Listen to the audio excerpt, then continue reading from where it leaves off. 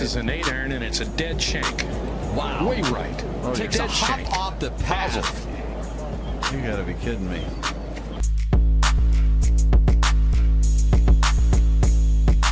Very tough pitch shot right here. You gotta hit it into the hill, one hop up and bite, and it's in. Kind of like that. Yeah, kind of like that. So this is Jay from Sub 70. I just wanted to give a quick intro for this podcast. It is Waste Management Week. Everybody's getting ready for that. Obviously, it's a super fun party atmosphere. I like it. I think it's a cool event for the tour. I obviously don't want every tournament to be like that, but I think there's definitely a time and place, and for them to kind of get the party going before the Super Bowl is a cool kind of tradition, and I always enjoy watching it before the Super Bowl kicks off. So Hideki obviously going for the three-peat. I think over the last 3 or 4 years, there's been 5 people that have finished ahead of him in the tournament. So I think everybody's expecting him to win. He played well out at Torrey as well, and so he's should be in good form. We'll see what happens. This interview on the podcast is with Adam Beach, who is the founder and creator of MyGolfSpy. Adam has a ton of experience in the golf industry. He's been working in it quite a long time. MyGolfSpy specifically specializes in third-party equipment testing. They do have other content on their website. They have forums and some other cool stuff on there. But what they really try to do is collect data related to equipment that is used for golf, and then determine what equipment is best for the average golfer. We had a really cool conversation about how they go about doing that, how they've gotten where they are today, and then also some of their plans for the future, which are pretty innovative and exciting. And they're going to kind of use those resources and all the data they've collected over the last several years to do that. Definitely appreciate the time. It was a cool conversation. Hit us up on social media with any feedback at GolfSub70. Here's the interview. Absolutely. That's the way to do it. So the first thing, I guess, just to start out is, I guess, where are you from? Like, what's your background? Did you grow up golfing? I know you were in the industry before MyGolfSpy, but kind of what were the origins of your interest in golf, and, you know, what did you do before you started MyGolfSpy? So I guess I'll take the first one first. Was I really a golfer? I'm really still not a golfer that much. One, meaning I grew up playing baseball, basketball, football, and was kind of given some talents, God-given or whatever, in baseball. So I focused on those 3 sports and never cared anything about golf. My dad, which was a business owner and a good athlete, started playing golf. And we didn't live together, but when we did spend time together, it seemed to be happening more and more around golf. And I would just ride in the cart, didn't pay much attention. And he'd, get me to start playing like a par 3 course. And he said, "Hey, you really are good. You got a natural swing, you should play." I had no interest in it. I like to, I guess, bang a little more in sports and hit and Right. be a little more physical. And golf just wasn't that for me. And I guess what happened was my friends all started playing golf, and one of my good friends was the best local amateur golfer around here at like 10 to 18 years old. And so we started hanging out, and he said, "You really should start playing golf." So started playing a little bit. And what happened was there was a famous place in this area, I guess famous in the fact that it was called American Golf Classic. So anybody familiar with Scotty Cameron, that the American Golf Classic putter series he did, Yep. that was based out of a little shop around here. And it's because it had one of the biggest museums in golf, and it had this really just cool vibe to it. And I walked in there one day, and then my other buddies were interested in the golf stuff. I could care less. I was just burning 30 minutes, Mm-hmm.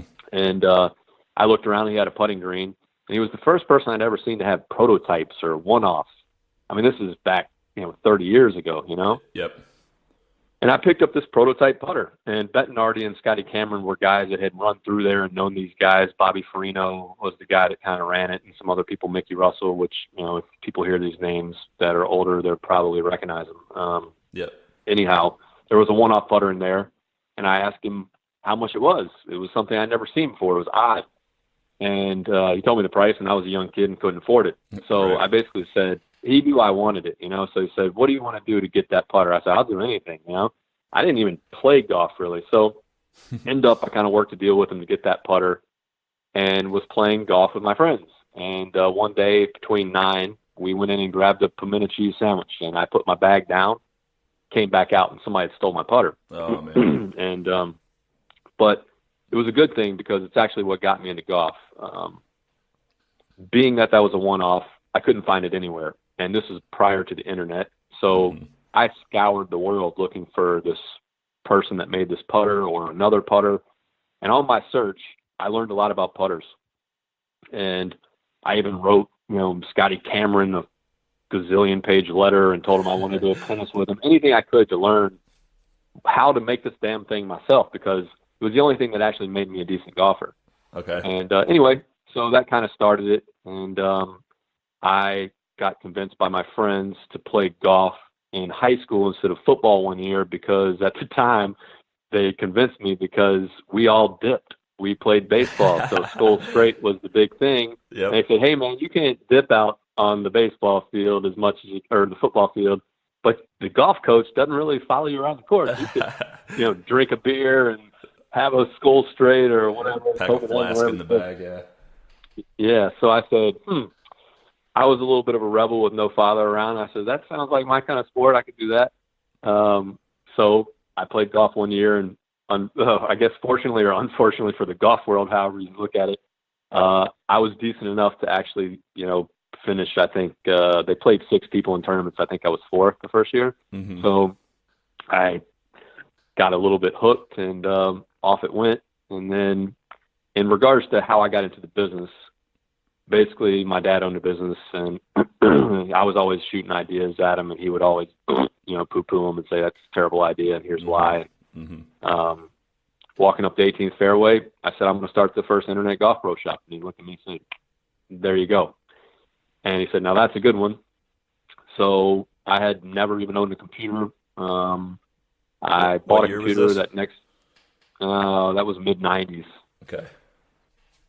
So basically went out and bought a computer, bought a ticket to the PGA show, which I'd never even been to or heard of, but I found out that fortunately for me, they had a little book which was my Bible that I still have back when the internet first started. These people put the CEOs' names and email. Back then, email addresses were like, people didn't know that you could get directly in touch with you Right. back then. So they gave their phone numbers and email addresses to all the bigwigs of the companies. So I literally I went through the book one by one and called every single one of them. Wow. And told them what I wanted to do. And I'll never forget, I was talking to Wally Uline, the CEO at the time of Tylus, and he said, basically, we will never, he said, write this down, we will never sell clubs on the internet. And I said, well, this is what I'm going to do. And he goes, well, how do you plan to get the money through the computer screen? And this is the thought process back then, because right. getting e-commerce wasn't around yet. So I said, look, we got that figured out. So got a bunch of bids on websites, and I think the biggest one at the time was 300,000. I said, I can't do that. Mm-hmm. I learned how to do it all myself and built it for $720. And, Chip Shot was one of the very first ones. I Go Golf was second, I think. So I was 20-some years old and started Golf Ideas.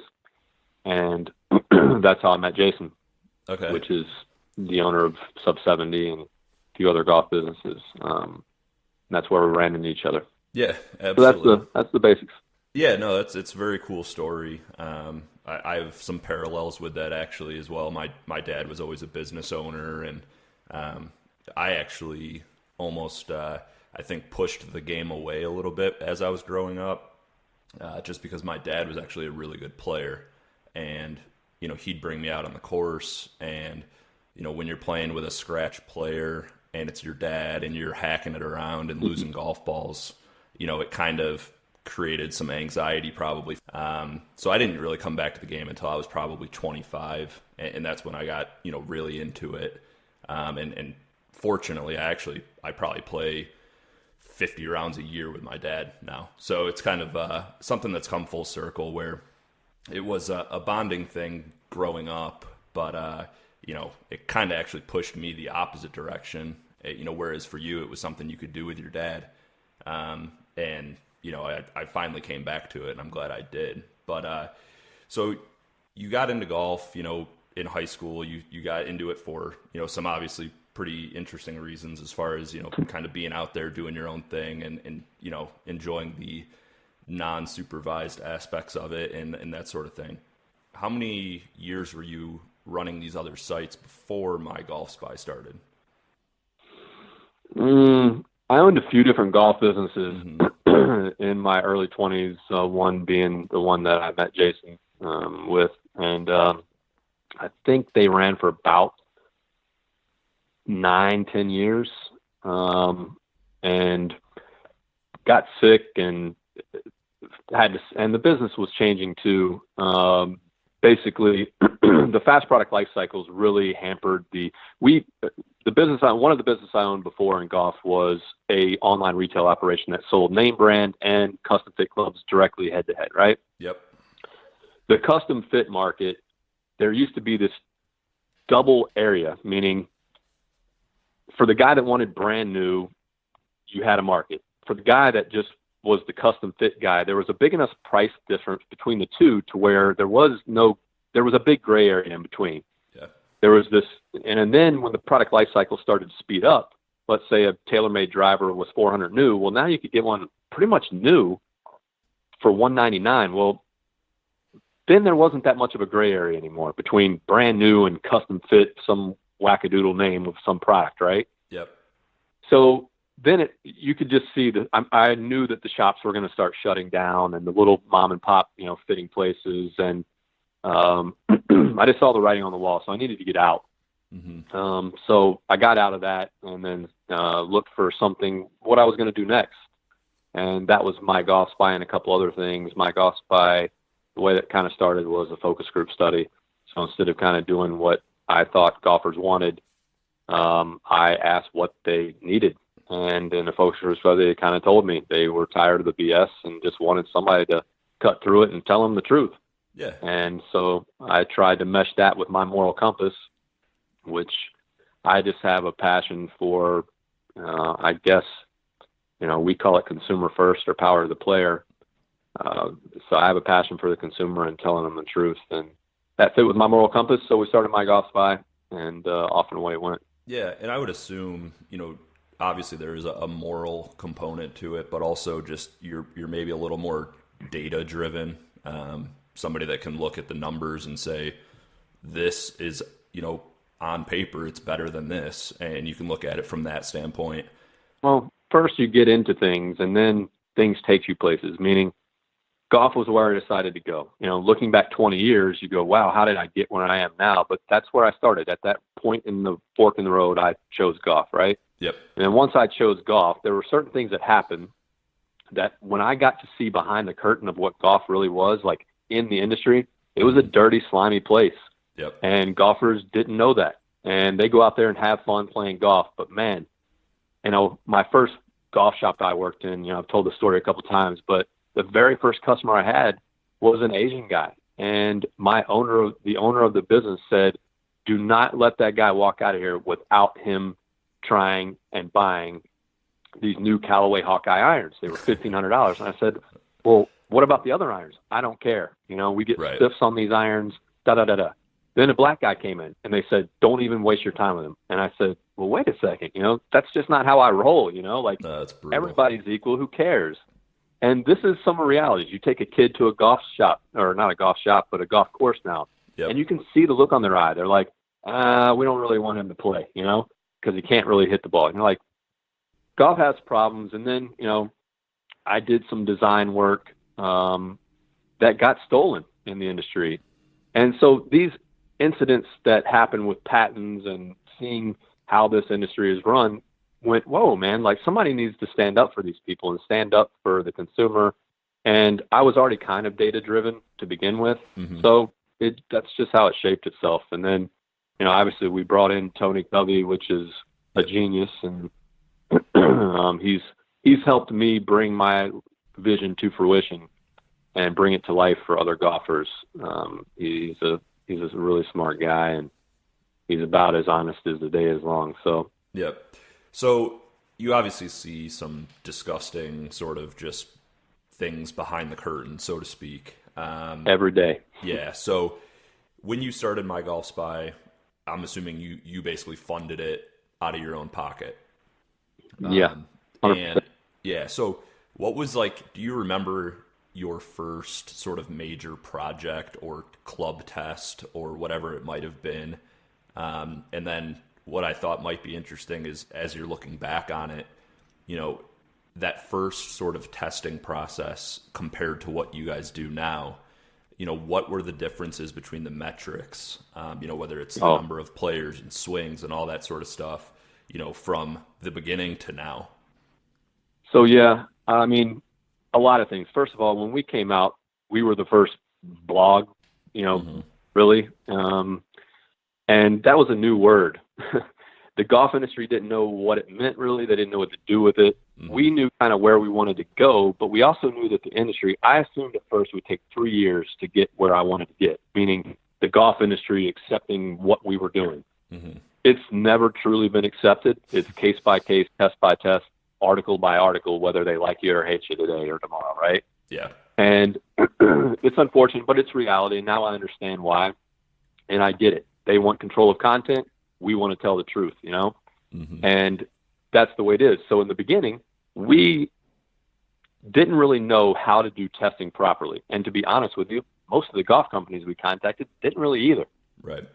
They only were concerned about their products, not necessarily how their products perform for all types of swings, not how it compares to all types of other manufacturers. Right. So we started off with, let's say, for the best way to explain it was, let's say we're testing a driver. So we would bring one driver in, hit X amount of shots with a couple of different swing speeds, and that's it.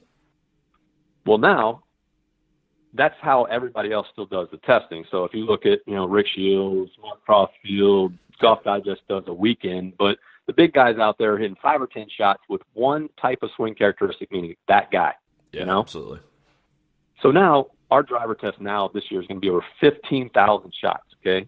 It's crazy. So, and there's a reason why, because once we started looking at the data, first we realized, whoa, we're doing a huge disservice to consumers by only hitting 5 shots. Because if you're a guy, if I'm hitting those 5 shots, swinging 119 miles an hour, how the hell does that relate to you swinging 82? It doesn't. No, so unless your swing characteristics are identical to mine with those 5 swings, that review is pointless for you. Okay. Pointless. Yep. Because angles of attack, tempos, load, all these things change the way golf clubs perform for individual golfers. So what we started doing was we went around to all the industry and said, how do you do testing properly? Everybody had different ideas. The first assumption that readers have is hit with a robot. Well, we would love to, because that would save us a lot of time and money and energy and make this a lot easier. Right. But you can't test with robots, and there's a lot of reasons why. But we'll maybe get to that later. But nevertheless, in the beginning, it started off with, hey, you got to have at least 20 testers. They have to have different this, different that, different the other stuff, right? And you have to hit X amount of shots, because you want to get to a point of what's called statistical significance. And what that means is if you repeat this test 2 years, 200 years from now, whatever, the results will be the same, okay? And then we base all of our testing now on what's called strokes gain metric. We've taken that metric and added on to it, but at the end of the day, no one is doing what we're doing, in the sense of we can actually tell you if you switch from this product to this product, you can expect to lower your score by this amount. And golfers still assume that products don't make that much of a difference. But when you start diving into 15,000 shots and millions of data points, you start to see, man, for you or Jason or me or whoever, there are specific products that fit your swing characteristics better and you can gain 20 yards, this, that, and the other. At the end of the day, our job is to put the best performing products in your bag and on your body that help you reach your highest potential by changing nothing else other than equipment. Meaning, Right. yes, you can go fix your swing and add more value to it. But yes, changing from some equipment to other equipment can lower your strokes gain by as much as almost 2 or 3 strokes. And that's crazy. Yeah, no, I agree. And obviously the larger the, data that's being looked at, and obviously you guys have grown it to the point where it's very substantial. There's no one that even at this point, Yeah. I mean, it's not even close. And they're doing a disservice to all of their readers and watchers and viewers unless Right. their swings and match exactly with what they're doing. And I kind of look at it from a personal standpoint. So I actually have a membership where I can go, I'm in Chicago, so it's freezing cold outside, 4 or 5 months of the year. But I have an annual membership where I can go to a hitting bay and hit on a GC quad, right? So I can get some, data. I will get different data between 2 different days just because of how I'm swinging that day or how. This is another thing we try to tell people. So Right. So if you're taking I used 5 to do swings. fittings I used to do fittings for people, and just think about this for a second. And the ramifications and ripple effect that what I'm getting ready to tell you has for every golfer that's ever been fit. Let's say you come in and you've had a fade or a slice for 30 years, which a lot of golfers have, right? Yep.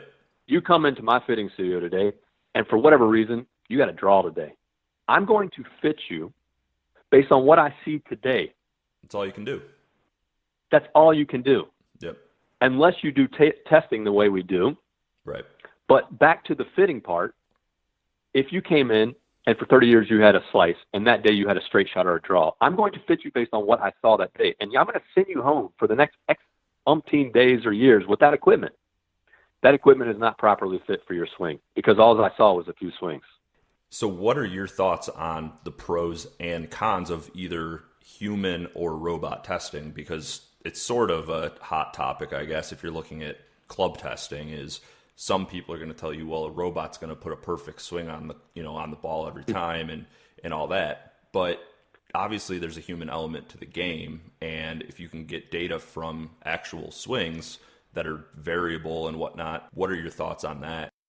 I love this question, and we get it a lot, and it does, when you think about it, you would assume that robots would be the obvious choice to how to test product. I thought the same thing.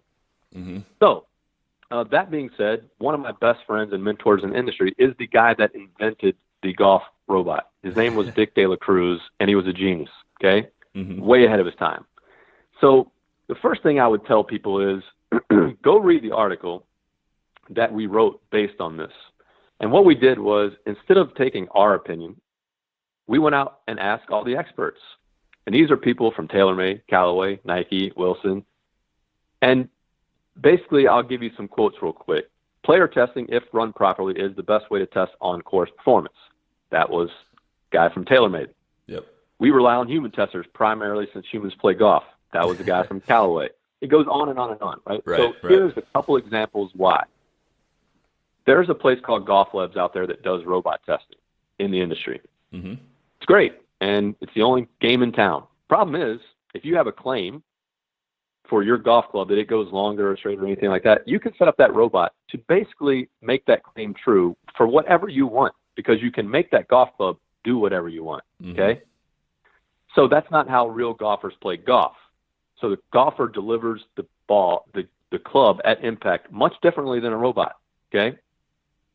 A lot of people also don't know that most robots don't even have a real shaft in them. They have a metal rod in them because it would break the shaft, because there are no muscles and tendons and soft tissues in robots, and they can't start and stop a swing like a human being. Never knew that. So shafts are pretty important, and most robots don't have one for the most part. So also, I'll give you a couple instances where robot testing, or one that it works and why it doesn't. One, it's definitely beneficial for R&D, meaning there's something called a 9-point test, where on a driver face you have 9 little points of where you want to make contact and see what the results are based on bulge and roll and all kinds of things. That can be helpful during R&D. But then it's got to be put in golfers' hands. And here are 2 examples why robots for drivers or anything or putters will not work. One, Bridgestone JGR driver. Put it on a robot, performs pretty good. Put it in human hands, and the lie angle was set at a particular angle to where when the golfer interacted with it, and their subconscious had to figure out how to kind of work with that lie angle, Right. didn't work real well, and ball goes 20 yards left. Right. Okay? The robot doesn't know lie angles. You set it up to strike perfectly. Okay? Mm-hmm. Put it in humans' hands, and humans are going to react to how that club is designed. Right. Correct. Your brain compensates for putting stroke without you even knowing it, meaning most golfers start off aiming right or left of the hole. Your brain fixes that during your stroke. Right. So here's another one. And we don't know this to be 100% true, but we've seen it like 3 times, and it's really interesting. Take 2 identical putters. Identical. The only thing being different is the shaft, and one being black and the shaft in the other being steel, meaning shiny. Yep. For whatever reason, we keep seeing a black shaft perform better. Why? Because we think that there's less distractions for your eye and you're focused more on the alignment aid. But a robot doesn't see color in a shaft. It has no clue. A human eye does. Yeah, so it doesn't another get reason why, another reason why robots are not the most efficient. You have to see what happens when real people swing clubs. Yeah. No, I think that's honestly very well explained and said, because those are things that a robot, there's no impact on a robot for glare or a lie angle, looking down at the club and looking strange at address. None of that matters to a robot. The brain reacts to perceptual things, meaning you can put lines on the top of a driver and watch people hit it more accurate or less accurate by just putting shapes of lines on the top of a club. Yep. Yeah, I mean, it's something where, for example, I read the article recently about Dustin Johnson and his putter testing over the offseason and basically using different alignment lines on his putter. Yeah, and it's been going on for years on tour, and it works, Yeah, and that's something that a robot, it doesn't matter because the robot's going to line it up and putt it. There's so many variables that don't matter to robots. Just think about all the variables in a golf club: shaft weight, shaft load, shaft. Where's the shaft? Loaded in the shaft. The grip weight. Is it butt end? Bottom ended grip weight. The head weight, the lie angle, the plumber's neck or this neck, the toad hang. Yeah. When you set up a robot for perfect strike, it doesn't care about any of those things. Yeah, it's going to deliver a perfect strike. So correct. What are you getting from it? And what we have discovered, we discovered something that blew our minds, honestly. When we started diving into the data, we started realizing that what finished, let's say, number 1 in the MyGolfSpy Most Wanted test is a good club, a very good club. In the top 3 to 5 products, you should definitely go out and test. Right. But what we started realizing was when you start diving into any of this data, how do you drill down to the 1, meaning you? Because the number 1 club could have finished number 9 for you personally, okay? Right. So now we started looking into all this data, and we figured out a way. We kind of broke the human, kind of mapped the human genome to some degree. And now genome. we figured out a way this year. We're coming out with a site called True Golf Fit that we're beta testing right now. It's amazing. Literally imagine never swinging a club and never walking into a store and being able to know exactly what the best product is for you and exactly how much longer, straighter it's going to be, and how much it's going to drop off your handicap. That's where we're at now. And that's why we've hit all these clubs for all these years, because we're trying to learn, and 5 shots just doesn't get it done, whether it's a robot or a human, Yeah, no, I agree with you there. That's for sure. So obviously MyGolfSpy has been around a long time, and it's, I would hope, it's growing in popularity and it's earning its, place in the industry as far as basically the most unbiased place, especially for, like we were just talking about, human club testing. But as you alluded to earlier, there are some industry sort of principles that I'm sure you guys feel every single day, or feelings, towards testing. So one thing, and I'm sure this comes up constantly, and you guys went through a crazy stretch of time after the Kirkland golf ball test comes out, right? What your thoughts are on sort of the whole industry pushback. Like you said before, you get manufacturers that are friendly with you one day, after your neck the next day. How do you manage that? All right. So I will first say you are absolutely correct. Take that Kirkland ball test. That's great information for consumers, and it knocked down a huge domino for consumers to start being able to start not spending so much goddamn money on golf balls. At $5 a ball. It was out of control, and this brought it back into somewhat of control. At least, the titles to those guys, they're going to keep selling those balls at that amount. They're going to start selling a little less, and that's fine. They're going to keep pushing that. They're not going to drop their prices because perceptually, there is value to keeping a higher price, or you're perceived to be a cheap product, and they know that. Yep. Okay, but the Kirkland ball test knocked down a huge domino. Now you're seeing we're not saying this, others said it, and I don't believe it, but whatever. It's, I guess, a arrow in our quiver to some degree, meaning they said it's the biggest equipment story ever. I don't think that's true, but the ripples that it's had in the industry are huge. Okay. Mm-hmm. Now let's take that and expand that and go, what are the effects that had? Well, one, the industry got pissed instantaneously. We got a lot of calls, a lot of people reaching out to us going, man, you guys stirred a hornet's nest we didn't want you to stir. Did you pretty much have every big OEM on you after that? I wouldn't say all, but in some way, the majority of them found some way to get in touch with us or me. Most of it, I guess, was people saying, the Kirkland compared to the Pro V. So that's obviously... Well, let's just not even go there. Let's just start at the beginning. Our motto is to do it. This is simple. Do it right.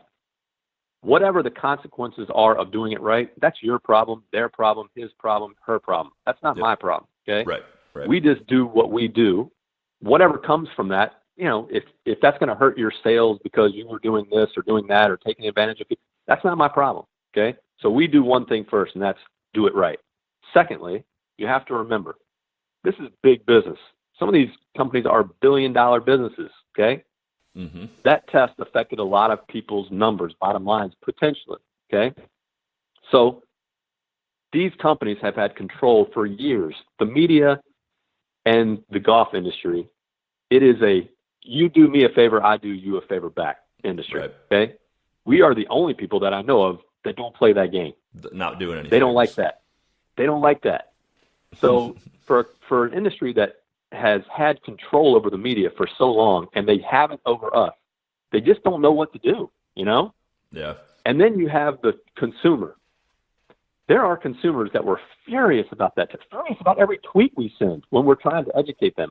And when you get down to the root of it and always look at people's motives for why they're pissed, it's usually for a few reasons. One, we didn't justify their purchase, meaning whatever they spent $500 on, we're telling them they basically wasted their money. And they're pissed. Right. Or two, they have some type of brand washing reason why they're fighting for the Titleist brand or this Callaway brand. I mean, these brands aren't paying these people money. They're not employees of the companies, and they're out there proactively getting pissed off that we're telling you the truth. Yeah. Because they're either involved with that company, have some reason to want to align with that company because they've gotten something free from them. Look, marketing is done for a reason. It affects people's brains and psyche. Absolutely. It's proof, okay? And we try to cut through that. And, the other day, there's a lot of studies that are very interesting on facts and how consumers or humans will fight those facts. And it's interesting. It's called confirmation bias. And it's a tendency people have to embrace information that only supports their beliefs and reject anything that contradicts them. And fact denial in golfers is strong. The one that blows our mind is this. Most golfers don't believe that putter tech works, meaning they just think, you got to feel it or it's got to look good. And, we keep disproving these wackadoodle theories that, golfers have had, and that's part of our job. Yep. And it's my focus on what we want to do. But we'll continue to disprove it, and they just fight for it like the bullseye putter is still great. No, it's not. It's a terrible putter, It's just, I say it a lot. Golfers are the smartest dumb people I've ever met, meaning socioeconomically and demographically, they are generally above average. When you poll them and you put a golf club in their hand and their brains just turn to complete mush. Logic flies out the window. It's amazing. And you guys, You guys, I'm sure, have seen it too. Oh yeah, absolutely. I would imagine too with the Kirkland golf ball situation that, I mean, I don't know if it made a major difference, but obviously golf balls are very high margin products that I'm sure a lot of these companies are banking on, kind of keeping their numbers afloat. So that probably couldn't have helped the situation much either with some of those companies, taking. Look, everybody in life is a brand protector, whether it's you protecting your wife or me protecting my kids or a company protecting their brand or anything that threatens those things. People sometimes don't think before they act, Yeah. So on the club sort of equipment side of it, I mean, do you feel like with like the release schedules that these companies have, and I know you mentioned it earlier, I mean, is it sustainable for, these companies to be putting out 2 or 3 drivers every year? Obviously there's been testing where you take, 5 years worth of X company's drivers and you test them and, there's half a mile of ball speed difference from the first one to the last one. Do you think that those equipment release schedules are sustainable? Do you see any companies scaling back more to some of the companies have, a more realistic model, in my opinion, as far as, they release equipment every 2 years or so, when there's actually maybe some R&D, advances. But it seems like a lot of these companies have gotten, out in front of their skis and are, maybe chasing marketing and advertising dollars. And it's almost a unsustainable, cycle of we have to put more products out to pay for the R&D, in quotes, and advertising that we spent on the last driver that we came out with. Yeah. So one thing I would say is I don't know how to answer. If it's me as a consumer, and I'm speaking for myself, no, it's not sustainable because I see through the bullshit. Okay. Right. But the ultimate answer to this question is up to the consumer. Are they going to see through the bullshit? Okay. Because as companies, let's say you're getting into the golf industry and you're producing equipment and on a big scale, meaning a major OEM, right? Yeah. Yep. And you see your competition out there pumping out new product. You're like, the consumer walks in the store. What are they going to be attracted to most? Right. The newest product, right? Yeah, it's on a display and yeah. So this blueprint was created years ago. I think his name, we did a story on, was one of the most interesting things. I think his name was Erb, Michael Erb, I think. Mm-hmm. Anyway, he was part of TaylorMade when they were owned by the ski company. And he found this blueprint from another company, and it worked. TaylorMade went from this to way up there, right? Yeah. And it's not just as simple as a life cycle thing, but there's key aspects to what makes this continue to tick. So what you'll see is this year they'll come out with this technology, and next year they'll come out with it at a different price, but include the technology. So take Epic and now Rogue, right? Yeah. Well, it's not that much difference, but it's enough difference for the brain, for the consumer to go, ooh, you know what I mean? But if you really look under the hood, new shiny driver. Yeah, if you really look under the hood, and ask yourself why, you go, there's no reason why, It just continues to be done. So there is a formula that was used by TaylorMade and now by Callaway, in my opinion. Mm-hmm. And I think it's a smarter formula this time by Callaway, but not much different, okay? Mm-hmm. And the consumer is eating up with it. And it backfired on TaylorMade because they screwed up with a couple key aspects of the formula or the blueprint. And if they would have kept doing what they should have been doing, it might have never happened, okay? Yeah. So a couple key people left TaylorMade, now do it at Callaway, okay? But at the end of the day, in my opinion, this is a profits over people blueprint that takes advantage of the consumer and doesn't really give them products that necessarily perform that much better, but they're marketed much better. So in today's time, unfortunately, marketing has become more important than performance. Yeah, and it goes back to what you said about golfers being the smartest, stupid people out there. I mean, it doesn't take a genius to take a step back, look at the equipment releases and say, I don't know. It doesn't make sense that they're having these revolutionary R&D breakthroughs every 3 or 4 months, for clubs that have pretty tight restrictions as far as, what you can do with them. Marketing is powerful. Absolutely. That's for sure. I mean, I was a marketing major in school, and you talk about selling bottled water is always the example. People are allegiant to certain bottles of water. So, can you believe that? It's pretty crazy, amazing. But it is. It's crazy that bottled water even came to be. It is. It's totally a crazy story. Yeah, comes right out of your tap. Absolutely, it's in every house pretty much, at least in this country. So, on the technology side of it, so I would say the biggest sort of story this release schedule coming into the spring of 2018 is probably the twist face, right? So it's hard for us to even judge at this point. We're so close to the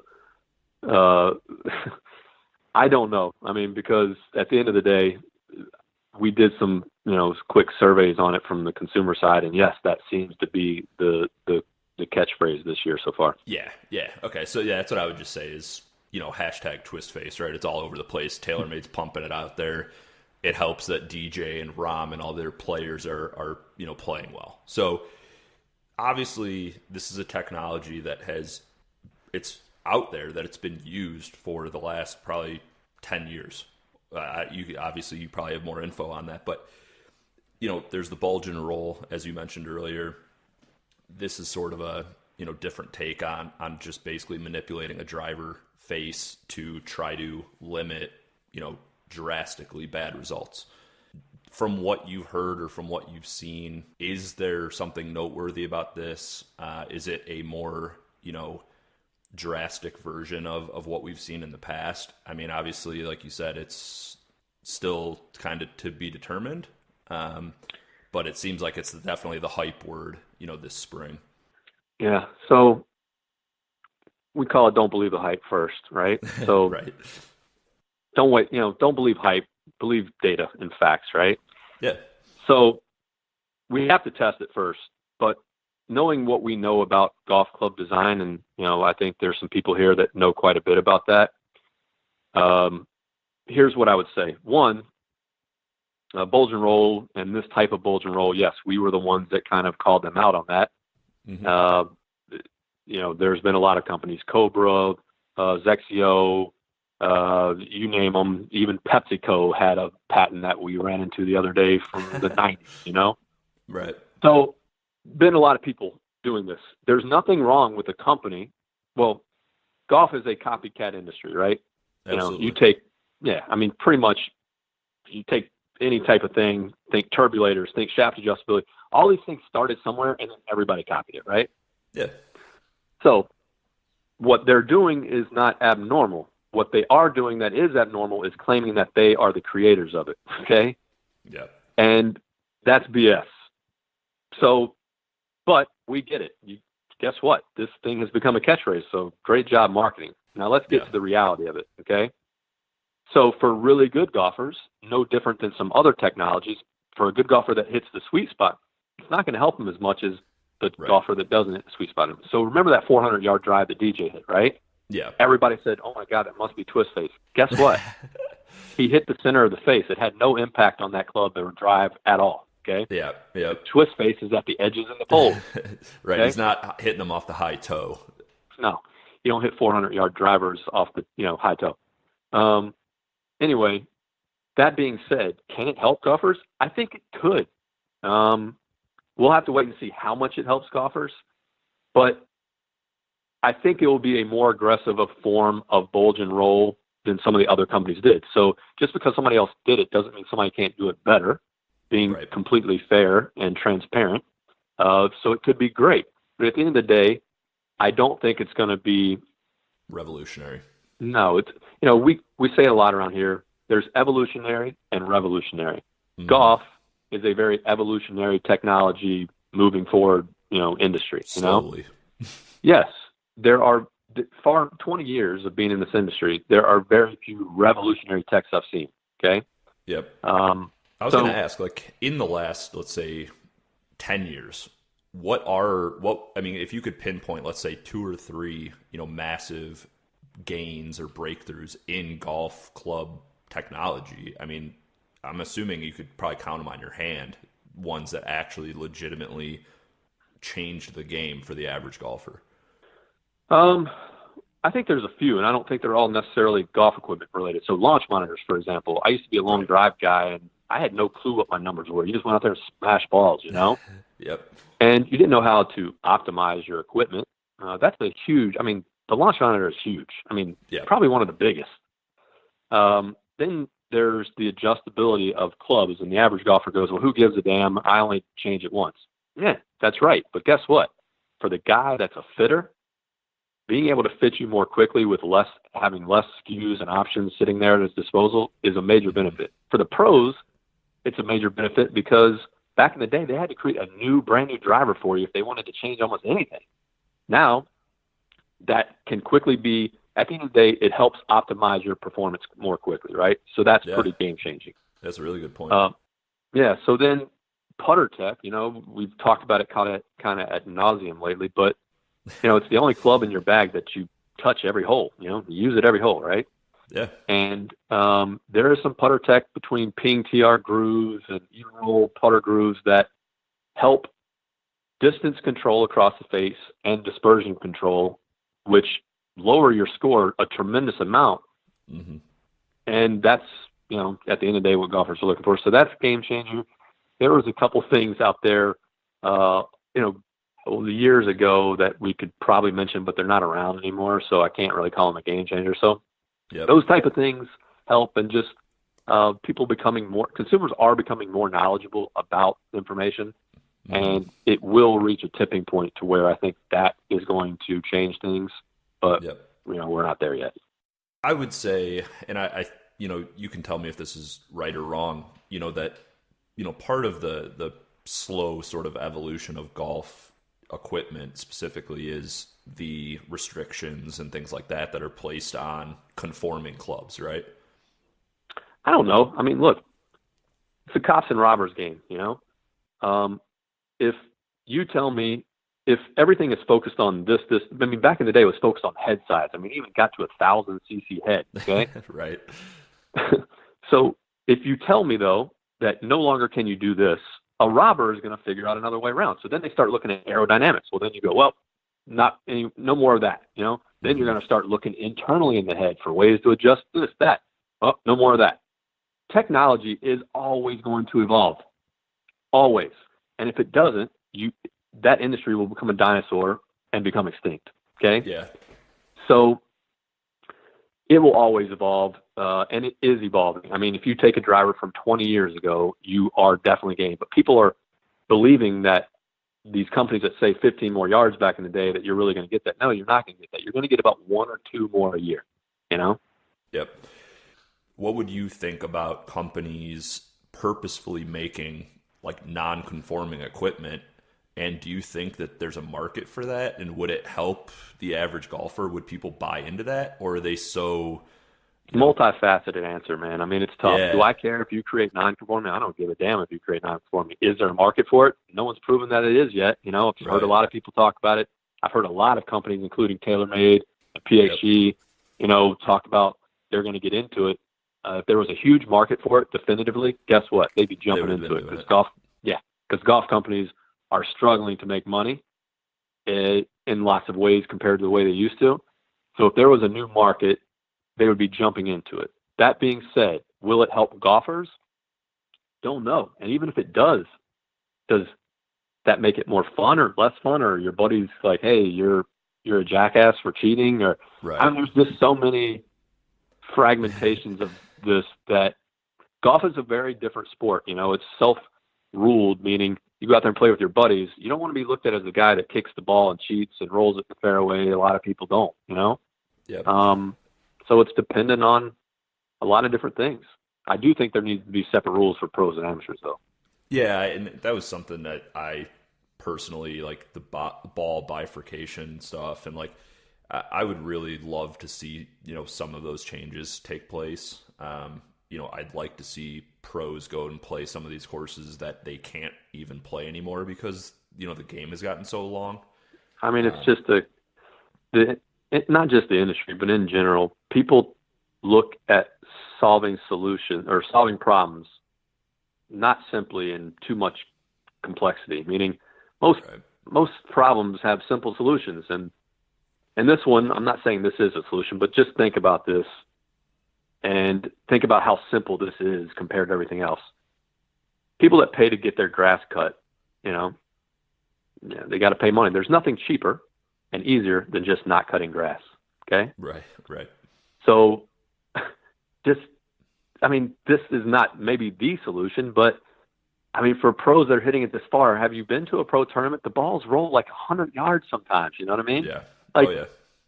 There are simpler solutions to this, what they're trying to make a really complex problem. And, they're talking about how much it would cost for courses to, add length and all this stuff. Well, guess what? How much is it going to cost golf ball companies to develop a whole new golf ball for this, Yeah. It's just the industry.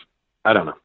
The solutions that this industry comes up with for such simple problems seem to be baffling to me. But yeah, I'm sure it's mind-numbing for you. Half the time you're sitting around trying to figure out what the hell everybody's doing.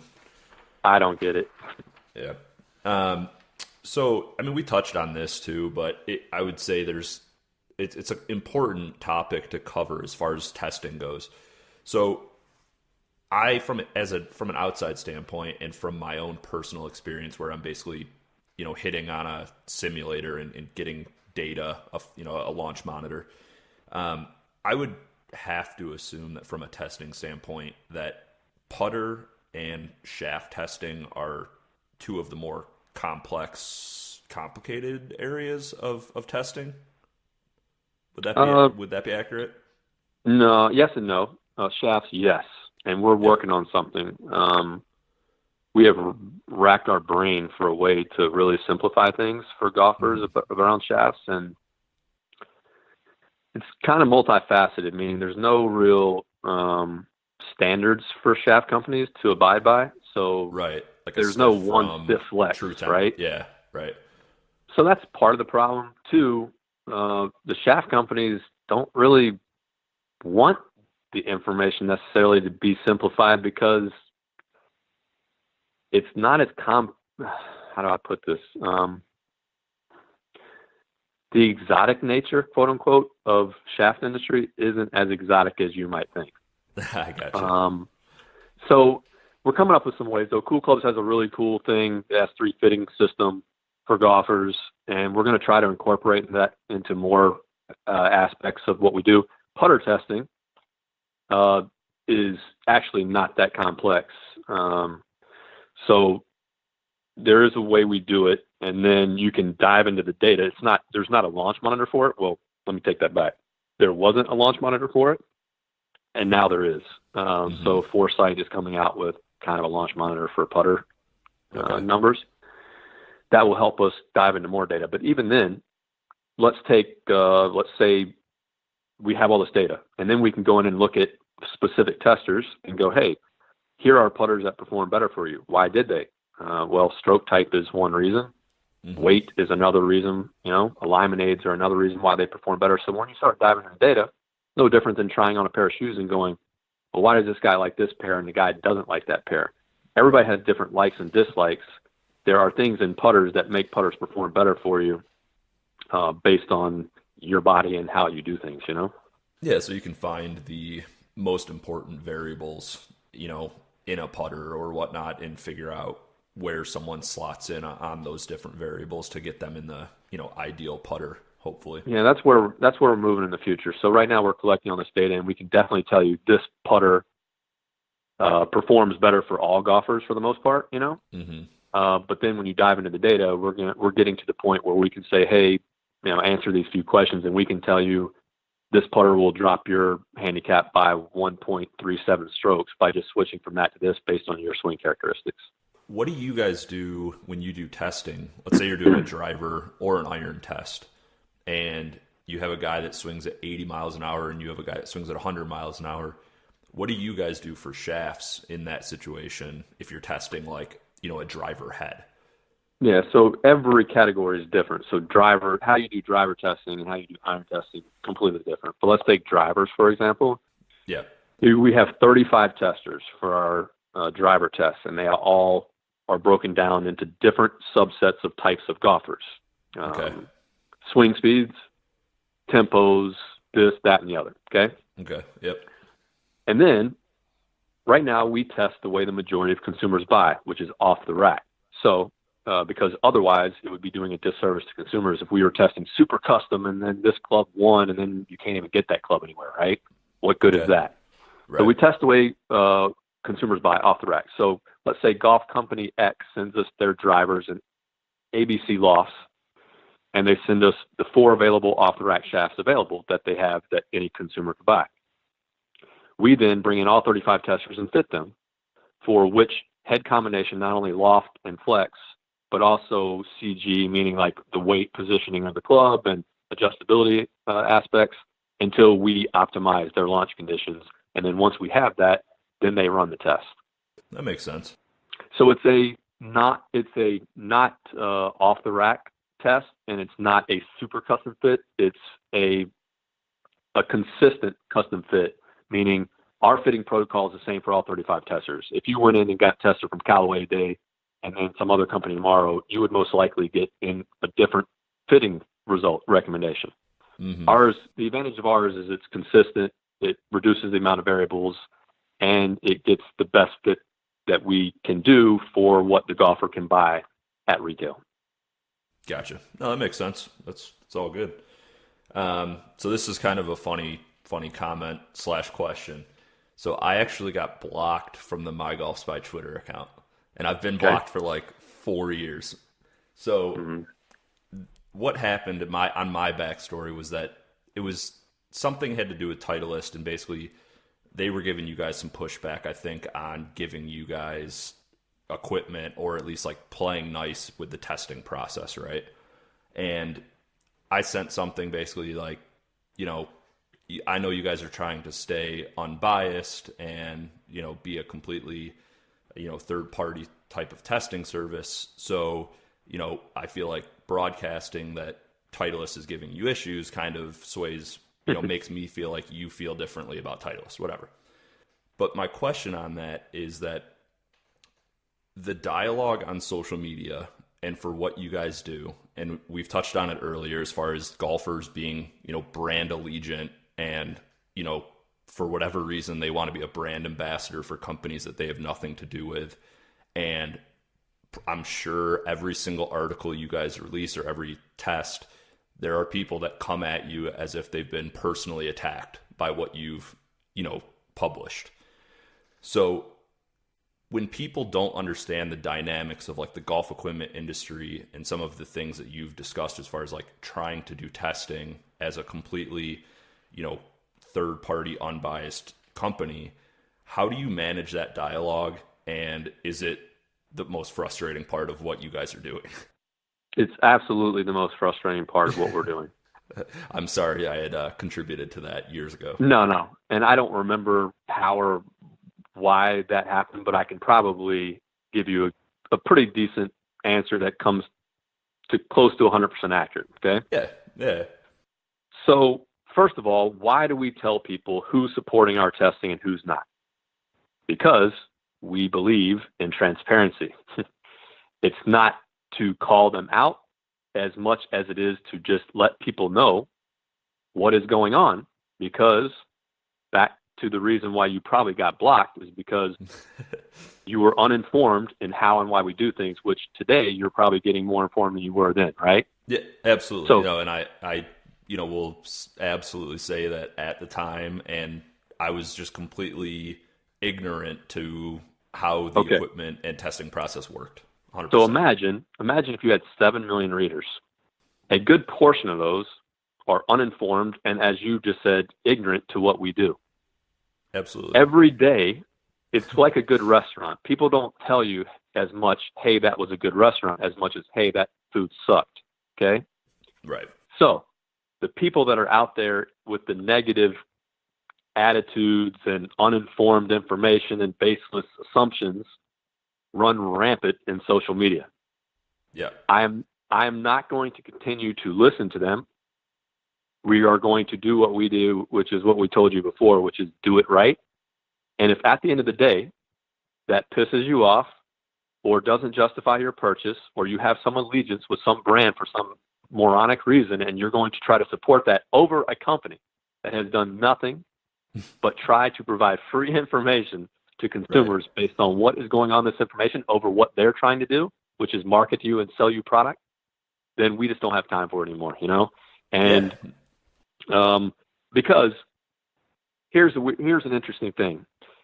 It was in the movie called Private Parts, and by Howard Stern. Yep. And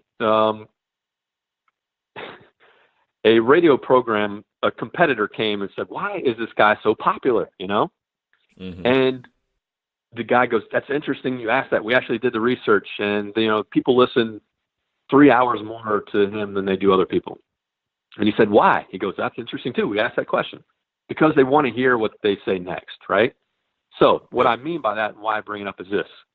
If you hate me and you don't like what we say, the fact of the matter is we don't have time to let you get in our way. We're going to keep pushing on and trying to educate ourselves every day and empower consumers. Most likely, whether we block you or not, you're going to come back tomorrow, because what we have learned is those people we block still read our stuff. So I'm still following Tony, and then I just have to go to the website, on my own every day to see if there there's you go. anything So new. look, we're not going to let people detract us anymore from the mission we're on, and that's to cut through the bullshit. Okay. Yep. That doesn't mean we're looking for people to always pat us on the back. If it's constructive, we're all about listening. But if it's just people going, "Oh, you suck because, you're just saying this because you're biased," we ain't got time for that. You know what I mean? Not anymore. Right.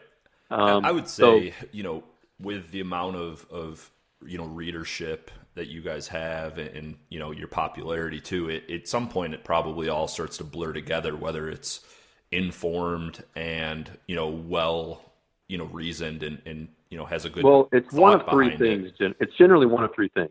Okay. There is, literally where we are now has a huge, the reader and comments have a huge part of where we are now. We have listened, trust me.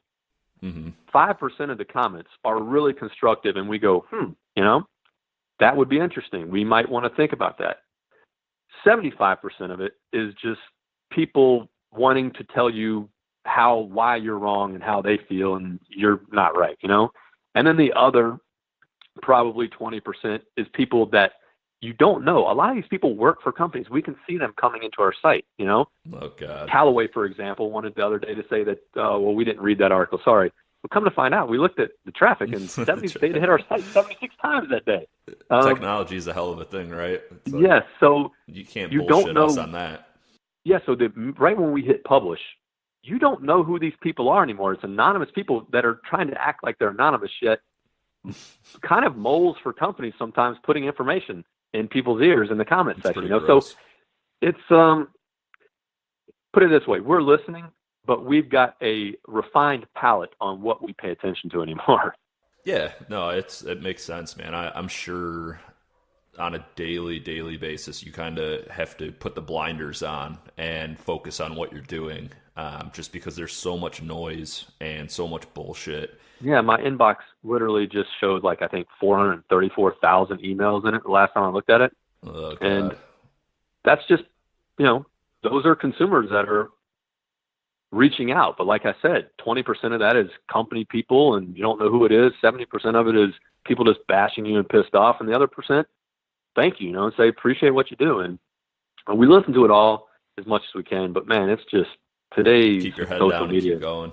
Yeah, we got to get work done, man. It's funny you started at a time when Uline over at Titleist was telling you they'll never sell clubs online, and now you've gotten to the point where you have people blasting you on Facebook, Twitter, Instagram, and wherever else because they don't like the way that the club they bought tested or whatever it is. I mean, think about that. How crazy is it that you would get pissed off that we tried to save you money by buying a Kirkland over some other ball by telling you simply that, hey, this ball performs pretty good and it's a lot cheaper. Yeah, buy it if you want, and if you don't want to buy it, don't buy it. And if you don't want to read the article we wrote, there's plenty of other people in the industry you can read from. Turn the channel.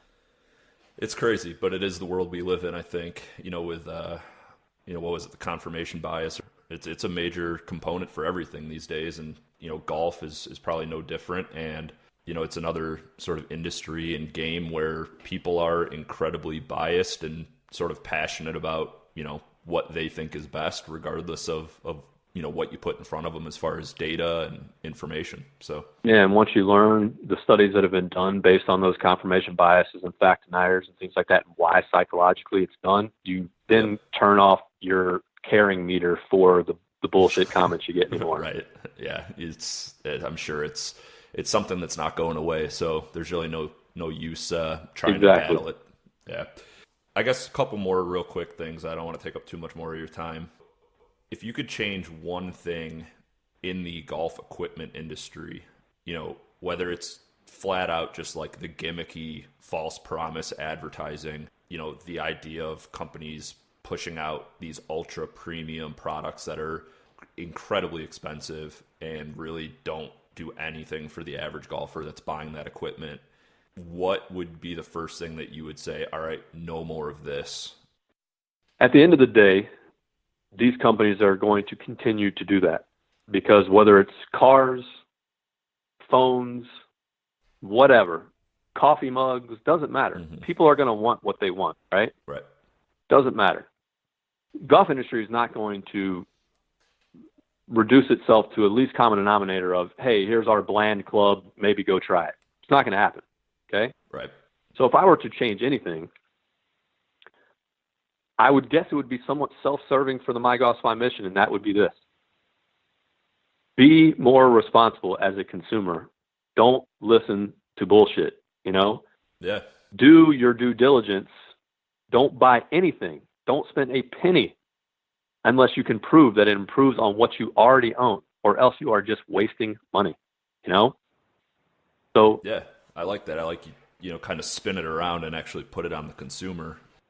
the consumer needs to take some responsibility at this point, because the golf companies, I can guarantee you, as a whole, they're not going to do it. Now, that being said, I do like the way Ping does things and think they're very responsible. Mm-hmm. Do I think tomorrow that all companies are going to become like that? Hell no. Okay? That is never going to happen. So the consumers have to start taking some of this and becoming responsible on their own. And they are becoming more responsible. Yet, so many don't want to just not listen to what these companies are telling them to listen to, and just go find out for yourself. It's not hard, Yeah. No, and I think, we touched on that earlier as well, where, some of these companies have adopted a business model that it's not going away. So, if they're pumping out releases on a certain schedule, and if they have, certain... No, they've created a monster, and there's no way that they're going to, no, it's not changing. So I would definitely say that, you do need to push that back onto the consumer, and it's the only way that anything's ever going to change. For sure. One other thing, what are some of the major goals for MyGolfSpy in 2018? I know you mentioned, the new site that you guys are working on, which is truegolffit.com, which is sort of that golf genome where you've taken all of that data you've, collected and sort of started building a process or a program that can legitimately tell you this will be the best thing, club-wise for you. What other sort of projects or things have you guys been looking at that you really want to get done this year? Yeah, so we're just getting started, meaning MyGolfSpy was a test to some degree to see if there was a need, Yep.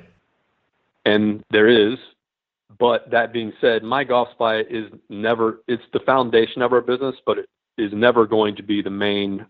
It will be the main part of our business, but not, how do I put it? Right now it focuses on the golf gearhead. That's not all golfers.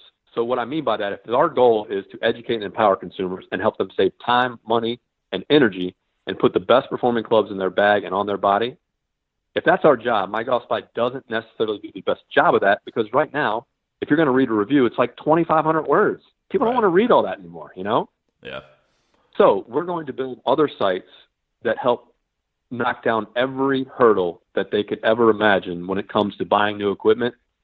But it will all be based on the test facility and the data that we collect here, but it will be put into different sites that help make those decisions a hell of a lot easier for golfers.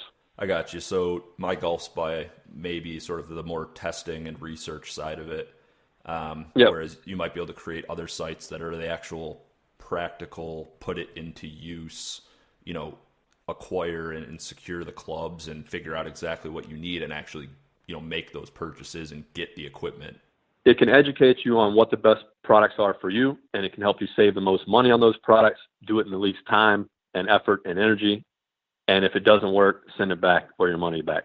Awesome, man. I'm looking forward to that. That's definitely obviously a revolutionary idea and something that doesn't exist.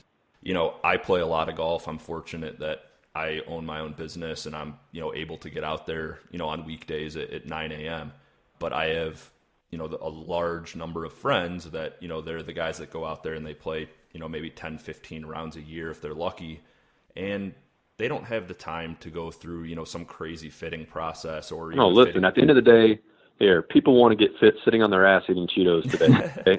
And we're going to do that for them. Yeah. I mean, who wouldn't want to get better at golf by sitting at home eating Cheetos, right? Yeah. And, that's the goal. Like I said, we have our MO of who we are, and it's a few words, and we're going to take those words and expand them to where they function better for all the consumers. And like I said, MyGolfSpy is great for testing and, and telling people in a really long-winded way how we do things and why. But at the end of the day, it's not serving all golf consumers, the best we can.